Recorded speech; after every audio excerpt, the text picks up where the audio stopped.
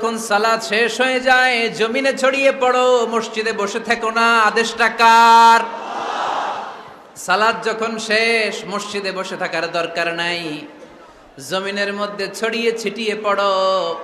ওয়াবতাগু মিন ফাদলিল্লাহ, আমার ফদল তালাশ করো, আমার রিজিক তালাশ করো, বেশি বেশি আমাকে স্মরণ করো। সুবহানাল্লাহ পড়ে। তার মানে ইসলামের বিধান হচ্ছে যখন সালাতের সময় হবে আপনি মসজিদে যাবেন, আবার সালাত শেষ আপনি আপনার কাজে চলে যাবেন। when you are done with your salah spread out to your workplace, কাজ শেষ তো আপনার কর্মস্থলে চলে যান। এটা হচ্ছে ইসলামের নিয়ম।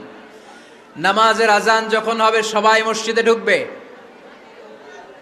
সালাম ফিরিয়ে নামাজ শেষ সবাই মসজিদ থেকে বের হয়ে যাবে।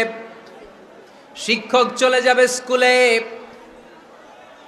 কৃষক চলে যাবে ফসলের ক্ষেতে, ব্যবসায়ীরা চলে যাবে শপিং মলে, মেম্বার অব দ্য পার্লামেন্ট চলে যাবে সংসদ ভবনে। যে যার কাজের মধ্যে সে তাড়াতাড়ি ইনভলভ হয়ে